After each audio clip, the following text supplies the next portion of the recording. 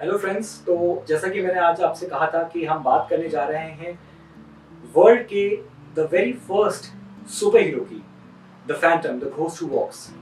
हम इससे पहले भी अपने चैनल पे फैंटम को लेकर वीडियोस बना चुके हैं, but this time for the very first time as a matter of fact we are going to have a discussion about the craze of Phantom, especially in the 60s and the 70s, जब भारत में इंद्रजाल comics के नाम से Phantom India में आया और किस तरीके से इंडिया के रीडर्स के बीच में वो फेमस होता चला गया, क्या क्रेज था।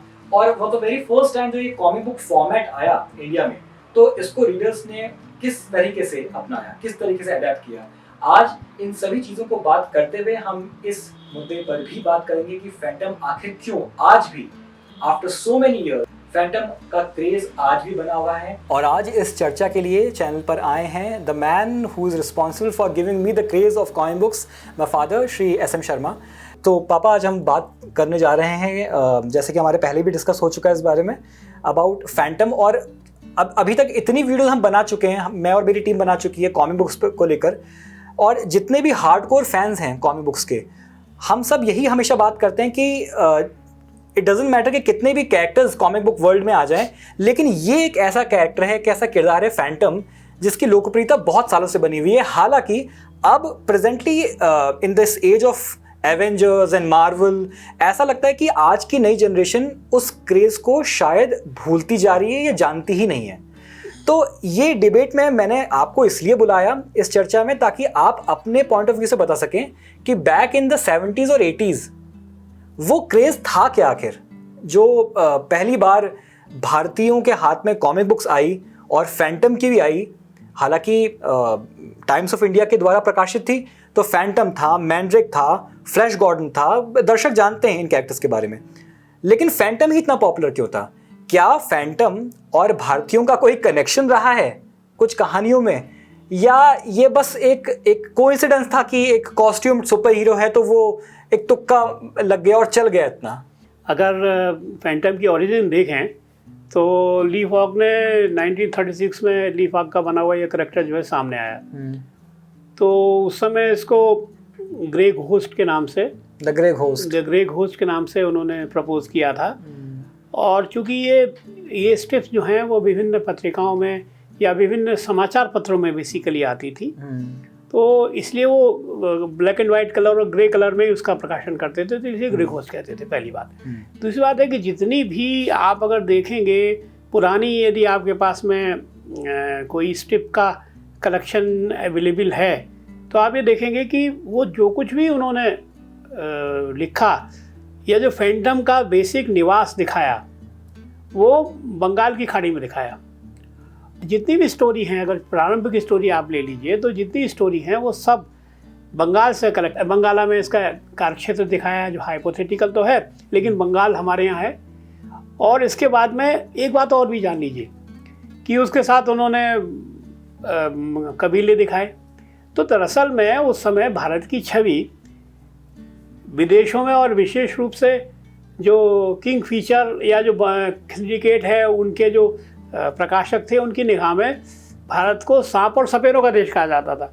ये माना जाता था कि भारत जो है एक ऐसा प्रिमिटिव टाइप का देश है जिसमें कि सब के सब कुछ आदिवासी टाइप के रहते हैं। तो इस छवि के साथ में, इस माइंडसेट के साथ में ये कैरेक्टर जो है वो आया। लेकिन क्योंकि उस समय वो भारत जो है वो इंग्लैंड का उपनिवेश था, ठीक है, तो उपनिवेश होने की वजह से यहाँ पर इंग्लिश पर्सन्स बहुत थे। पूरा इंग्लैंड का राज्य था, पहले ईस्ट इंडिया कंपनी का राज था, बाद में ब्रिटिश राज्य आया यहाँ पे। तो वहाँ की बैकग्राउंड में ये मानते हुए कि यहाँ पर एक इलीट और ऊंची जाति भी है, और हमको थोड़ा वो करते हुए इन्होंने एक ऐसा करैक्टर गढ़ा कि जो हम लोगों के बीच का ज़रूर था, और उसका मेन कार्यक्षेत्र कहीं बंगाल की खाड़ी में था और बंगाला में था। तो ये बेसिकली रीज़न था कि ये पूरी जितनी स्टोरी हुआ करती थी, अगर आप देखेंगे तो वो बेसिकली इंडिया बेस्ड थी। अच्छा। अब मैं ऐसा एग्जांपल देता हूँ आपके लिए। पहली स्टोरी आई जो फैंटम की, उसका नाम था सिंह ब्रदरहुड। हाँ। ये पहला इसका प्रिंट हुआ वो 17 फरवरी 1936 को हुआ था। 1936 कितना? 1936। 1936। तो 1936 को वो सबसे पहली स्टोरी जो है पब्लिश होनी शुरू हुई।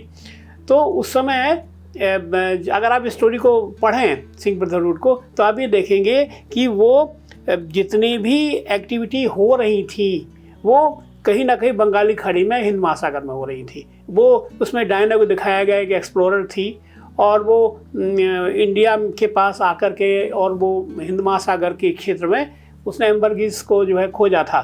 किसको खोजा था? एम्बरग्रिस होता है, एम्बरग्रीस कह सकते हैं आप इसको। ये होता है व्हेल मछली के पेट से निकला हुआ एक ऐसा सॉलिड होता है जिसको कि व्हेल की उल्टी भी कहते हैं। वो परफ्यूम बनाने में काम आता है और वो बहुत ही, आज भी आता है परफ्यूम बनाने में काम, और वो बहुत ही कॉस्टली चीज़ थी। तो उसका एक एक्सप्लोर करते समय उसको टुकड़ा मिल गया उसके आधार पर, और उसने जब नीचे जाकर देखा तो वहाँ एम्बरगिस का बहुत बड़ा भंडार था। वहाँ पर कुछ इस तरीके का था, हाइपोथेसिस बनाई गई कि वहाँ पर व्हेल मछलियों ने का सुसाइड करती थी, तो इसलिए वो इकट्ठा हो गया था। ये फर्स्ट स्टोरी में था? ये फर्स्ट स्टोरी में है।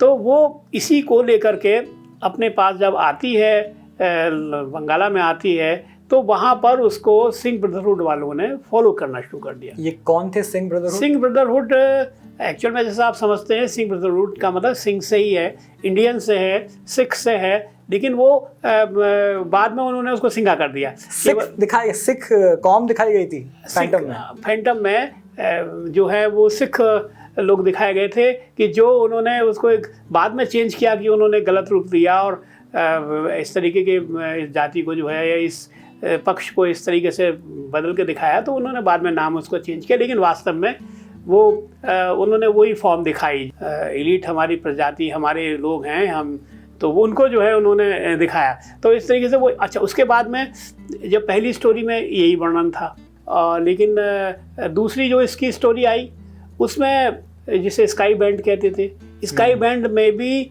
जो भी एक्टिविटीज़ दिखाई, उसमें क्या होता था, स्काई बैंड नाम का जो करैक्टर आया था उसमें एक ऐसा पायरेट का ग्रुप है जो स्काई पायरेट्स थे, और उसमें वो लोग यहाँ आकर के और ज़्यादातर कलकत्ता से, उसमें देखा कलकत्ता से उड़ने वाली फ़्लाइट्स जो थी उनमें जब जवाहरात कहीं जाते थे तो वो उनको हाईजैक कर लेते थे, हाईजैक करके और वो जवाहरात छीन लेते थे, लोगों को मार भी देते थे या लोगों के साथ में अत्याचार करते थे। बहरहाल वो जो पानी के जहाज़ से वो उड़ते थे, पानी के जहाज़ों पर जो सी प्लेन से उनके द्वारा जो भेजा जाता था उसको दिखाया गया था। तो वो सिंह ब्रदरहुड में ही दिखाया गया था। उसके बाद में सिंह ब्रदरहुड के अंत में आते आते वहाँ की एक जो उनकी एक जो पायरेट ग्रुप की एक लेडी थी जो कि सिंह ब्रदरहुड की सर्विसेज में थी, वो बेताल फैंटम की तरफ अट्रैक्ट हो गई थी और उसी के आधार पर वो दूसरी स्टोरी आई। उसने स्पष्ट बताया है कि भाई आज कलकत्ता से प्लेन उड़ेगा और आज कलकत्ता से प्लेन उड़कर जा रहा है जिसमें कि जिसकी पायरेसी की जानी है, ये उन्हें पता लग जाता था। और देखो एक बात बताए, उसमें डायना को पेरिस में दिखाया जाता था। अच्छा। और जब डायना फैंटम की फ्रेंड थी, केवल फ्रेंड थी फैंटम की, और वो आती थी तो वो कहती थी उससे मिलने के लिए फैंटम अक्सर कर बॉम्बे जाने के लिए कहता था, जो आजकल मुंबई है, बॉम्बे जाना है मुझे। तो निश्चित रूप से स्टोरी जो है वो इंडिया को बेस करके लिखी गई थी, लेकिन बाद में जब समय बदला तो इसको डेंकाला कर दिया बंगाल को, और इसको कहीं ये मानने लगे कि हम जो है इसको अफ्रीकन कंट्रीज़ में ले जा रहे हैं। तो ये बात थी, इसलिए इसमें एक इंडियन पुट था, इंडिया बेस थी। मैं भी इस बात को मानता हूँ। आई थिंक ये बहुत फैसिनेटिंग है, बिकॉज जब हम किसी भी स्टोरी की बात करते हैं, जैसे खास तौर से जो आप बहुत शुरुआती कहानियाँ बता रहे हैं, शायद ये कहानियाँ मुझे एग्जैक्टली नहीं पता, आप ही करेक्टली बता पाएंगे, लेकिन ये कहानियाँ इंद्रजाल में भी नहीं आई थी।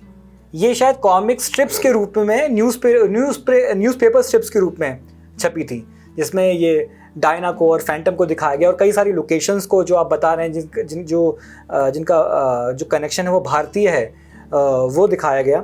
एंड आई थिंक कि ये जो हम बातें कर रहे हैं, ये तो आज की जो जनरेशन है, जो आज की यंगर जनरेशन है, वो बिल्कुल जानती ही नहीं है। वो जानती है एक बहुत ही टिपिकल स्टोरी फैंटम की, जिसे हम ओरिजिन स्टोरी बोलते हैं।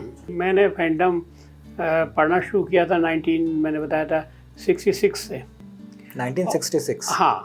और कौन सी क्लास में थे आप? मैं शायद 5वीं 6ठी क्लास में रहा हूँ। 5वीं 6ठी क्लास में। तो मैंने इसको पढ़ना शुरू किया, कलेक्ट करना भी शुरू किया, कुछ किताबें मेरे पास हैं। हाँ। और जो अच्छी बात यह है कि आज विभिन्न संस्थाएं जो हैं और विभिन्न प्रेस हैं विदेशी और कुछ देश की भी प्रेस हैं, वो विभिन्न कलेक्शन करके भी दे रहे हैं। तो मुझे चूँकि इंटरेस्ट है, मैंने सभी को कलेक्ट किया है और कोशिश की है कि मैं अपनी जो मेमोरी है उसको और ताज़ा कर सकूं, और पुराना ताज़ा करने का मतलब है और पीछे तक ले जा सकूं, जहां तक मेरी समझ थी। जब हम छोटे थे तो हम स्कूल में मिला करते थे और बोलते थे, अरे तुझे पता है कॉमिक्स आई है, उसमें है नागराज, वो नागराज ऐसे करता है, उसमें ये पावर्स हैं। जब आप छोटे थे, जब आपने ये कॉमिक बुक्स पढ़नी शुरू करी, तो जाहिर सी बात है जो एटलीस्ट जो रीडर वर्ग था, जो बुक्स पढ़ता था, वो सभी इस तरीके के क्रिएटिव कंटेंट को कंज्यूम कर रहा था। तो क्या आपने भी अपने बचपन में इस तरीके की बातें आप फ्रेंड से करते थे कि ये फैंटम एक नया कैरेक्टर है, या ये बहुत ही आपका अपना पर्सनल एक कलेक्शन होता था जो आप किसी से शेयर नहीं करते थे? नहीं, मैंने पहले भी जब बुलाया गया था, मुझे आपने बुलाया था तो मैंने बताया था, देखो ये फैंटम उस समय का मोस्ट बर्निंग कैरेक्टर था। फैंटम मैंड्रिक बर्निंग कैरेक्टर था। और हर मतलब 20 ये मैंने बताया था कि सामान्य न्यूज़पेपर की जो छोटी छोटी दुकानें हैं वहाँ ये मिल जाता था। तो इसलिए पॉपुलर तो था ही था। हाँ। लोग पसंद करते थे। और हम जैसे लोग जो थे, जो थोड़ा 70 पैसे खर्च कर सकते थे, 70 पैसे मायने रखते थे, तो 65-70 पैसे जो खर्च कर सकते थे वो खरीद भी लेते थे। अदरवाइज़ सिस्टम था वहाँ पर किराए पे बिकने का, किराए पे इसको पढ़ने का। तो उस से दूर हमने इसको खुद खरीदा और हम आते थे तो स्कूल में भी लाते थे और हमारे फ्रेंड्स हमारे घर भी पढ़ने आते थे और हम लोग इसको डिस्कस करते थे। फैंटम एक ऐसा करैक्टर था जो पौरुष का प्रतीक था, ठीक है। और साथ में देखो एक बात सुनो, फैंटम जो था वो ऐसा भी नहीं था कि फैंटम जो है वो खाली एक बहुत धीर गंभीर और ऐसा व्यक्तित्व बना शुरुआत में कि जो केवल बैठा हुआ है और केवल लड़ाई के विरुद्ध लड़ रहा है। वो एक सामान्य जन था, ये भी था दिखाया। तो ये फैंटम जो है, ये समझ लो कि एक ऐसा करैक्टर था जिसमें कि कोई दैवीय शक्ति तो नहीं थी, लेकिन वो हम लोगों से बहुत मिलता जुलता था। और इसमें क्वालिटीज़ भी ऐसी हैं जो शुरुआती कहानियाँ आप बता रहे हैं, मैंने तो बिल्कुल भी इनमें से कोई नहीं पढ़ी है, लेकिन जो बता रहे हैं तो फैंटम बहुत वनरेबल भी था, इमोशनल भी था, हाईली इमोशनल। हाँ, नॉट लाइक जो आज के कैरेक्टर्स लाइक बैटमैन जो अपने आप को बहुत ज़्यादा डार्क और ग्रिंडी कैरेक्टर्स दिखाते हैं कि ऑलमोस्ट उन्होंने अपने आप को इतना सख्त कर लिया है, हमारा समाज, हमारी सोसाइटी, हमारी दुनिया इतनी डार्क हो चुकी है कि वो कंप्लीटली उसके लिए ऑलमोस्ट आर्मर की तरह है बैटमैन। तो वैसा नहीं था फैंटम। नहीं, देखिए फैंटम जो था, फैंटम तो एक ट्रेडिशन है जो कि 500 वर्ष पूर्व लगभग शुरू हुई थी, जबकि इसके पिता जो थे, जिनका नाम इनके फोरफादर थे, उसको एक जो सी पायरेट्स थे उन्होंने मार दिया था। इनके जहाज़ पे आक्रमण करके उसे जला दिया और इन्हें मार दिया था। तो उनका जो बेटा था वो पहला फैंटम बना, तब उसने शुरुआत करी इसकी, भाई मैं एक बहुत बुरा हुआ है मेरे साथ। तो बेसिकली उसका उद्देश्य किसी भी प्रकार के अत्याचार में गरीबों का या कमज़ोर व्यक्ति का साथ देना था, तो इसके साथ में चला वो। लेकिन फैंटम जो है वो शादी भी करना चाहता था। फैंटम जो है उसकी हमेशा प्रेमिका भी रही, अच्छी उसकी जितनी उसकी जनरेशन्स नहीं, वो बहुत ही चुनिंदा लड़कियों से शादी हुई। फिर दूसरी बात, ताकि जो है उनकी जनरेशन अच्छी रहे। साथ में ये हुआ कि फैंटम तो उसके बाद में आज का व्यक्ति कल्पना कुछ भी करे, आज के लड़के कल्पना कुछ भी करें, लेकिन असली चीज़ होती है शक्ति, शारीरिक शक्ति। भाई बंदूक क्या करेगी, बंदूक लेकर अगर कोई चलता है, बंदूक क्या करेगी अगर पीछे वाले के मजबूत नहीं है। तो वो बहुत ही कठिन परिश्रम के साथ में उसको उस स्थिति में लाया जाता था, उनको वो अपना जैसा लगता था। असल में क्या होता था, जो चीज़ हम नहीं कर सकते थे, कुछ हमेशा स्कूलों में कुछ ऐसे बदतमीज बदमाश लड़के होते थे, गुंडे टाइप के, हम उनका मुकाबला तो नहीं कर सकते थे। मन में ये सोचते थे कि क्या काश हम भी जो है वो बहुत पहलवान होते या बहुत ताकतवर होते फैंटम जैसे, तो हम इनको भी मार करके भगा देते। कई लड़के हमारे साथ के ऐसे थे जो कि शुरुआत में बहुत ही बल्कि मोटे से थे, लेकिन उन्होंने फैंटम कैरेक्टर को देख करके, मैं कई लोगों के नाम भी बता सकता हूँ, उन्होंने वर्जिश करनी शुरू करी और अपने शरीर को बहुत बलिष्ठ बनाया और उनके बाद में मैंने सच देखा कि जब वो कॉलेज में आते थे तो लोग बाग उनसे डरते थे, ठीक है, डरते थे क्योंकि ताकतवर शरीर है उनका आए, और हालांकि वो बिल्कुल गऊ जैसे थे। उनकी मतलब वो बहुत अच्छे थे, लेकिन वो उनके शरीर को देख करके हर व्यक्ति, हम जैसा व्यक्ति चाहता था ये हमारे साथ रहे, ताकि जो है ये एक बलशाली व्यक्ति रहेगा तो दूसरे लोग जो है वो डरेंगे। तो ये भावना लोगों के मन में थी, और ये सब भावनाएं हम इंडियंस के ही नहीं सभी के मन में है। यूनिवर्सल है, ये यूनिवर्सल फैक्ट है कि जो मनुष्य मतलब एक तो ये कि उद्धार कर सकता है वो गरीबों का, दूसरी बात सबसे बड़ी ये थी कि भाई वो बलशाली है और सेल्फ मेड होता था, ठीक है, जो कि हम भी हो सकते हैं अगर हम किसी बच्चे को लगातार कराएं तो वो हो सकते हैं। अब मुझे याद आ रहा है कि अनुपम सिन्हा जी ने अपने एक इंटरव्यू के दौरान ये बात कही थी कि भाई हम अपने बचपन में फैंटम पढ़ा करते थे और छोटे थे, बालक थे, तो एक निकर पहन लेते थे नीले कलर का, दीवार के चारों तरफ बैठ जाते थे और वेताल बन जाते थे कि वेताल आ गया। मुझे बहुत अच्छे से याद है उन्होंने अपने एक इंटरव्यू में ये कहा था। इससे पहले कि हम आगे बढ़े, मैं पूछना चाहता हूँ कि जो आज के ज़माने में आज के यंगस्टर्स हैं, कॉमिक कॉन कन्वेंशंस होने लग गए हैं, भारत में होने लग गए हैं, अब तो ऑलमोस्ट एक दशक हो चुका है भारत में हो रहे हैं ये कन्वेंशंस।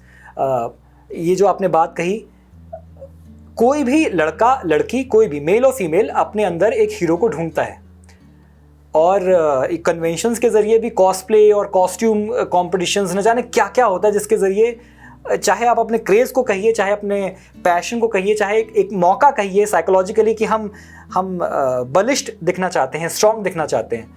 आपने भी अपने बचपन में इस तरीके की कल्पनाएं करी थी जब फैंटम को पढ़ते थे, जब आप छोटे थे? जैसा कि आपने पूछा हाँ, कि भाई मैं बचपन में वरिष्ठ बन करके कुछ करने की इच्छा, मैंने जैसा अभी आपने बताया कि हाँ वरिष्ठ बनने की इच्छा होती थी, और हम तो फैंटम को देख करके जिम तो नहीं होते थे उस समय, अखाड़ा जाना शुरू कर दिया था, लंगोट पहनने शुरू कर दी थी है। तो एक हमारे मुजफ्फरनगर में रहते थे, एक हमारे भाई साहब हुआ करते थे, वो उनका नाम विपिन सिंघल था, वो भी जो है वो अखाड़े में जाते थे, उनके साथ हम भी अखाड़े में जाने लगे। तो मुझे याद है कि जैसे हमने उनको कभी, वैसे थोड़ी व्यक्तिगत बात है, हमने कभी मान लीजिए उनका हाथ पकड़ कुछ कहना चाहा तो फट से अपनी मसल कस लेते थे तो हम बड़े प्रेरित होते थे कहना भाई हमें भी अपनी मसल बनानी। तो एक बुलवर्कर आता था, तो बुलवर्कर को लेकर के हम लोग बुलवर्कर से करते थे। ये फिर बाद में योगा करना शुरू कर दिया। तो हमारा कहना ये है कि हम लोगों ने भी, हर एक व्यक्ति की इच्छा होती है और ये बहुत ओबियस है, और हाँ बहुत भारी प्रभावित थे इससे, फैंटम से, और इसीलिए हम जो है फैंटम को एक अपना हीरो तो मानते ही थे। ऐसा हीरो था जो कि जो है जो इम्पॉसिबल नहीं था। जी जी, ये लगता था कि ये ऐसा हो सकता है और ये एमंग अस है। तो इसलिए हम लोग फैंटम की बहुत पसंद करते थे।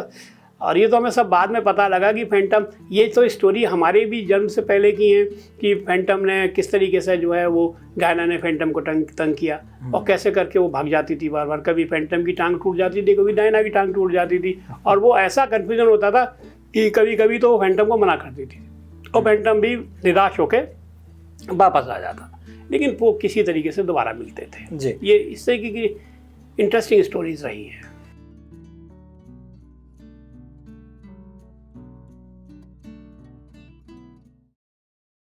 चलिए अब अपने अगले सेगमेंट में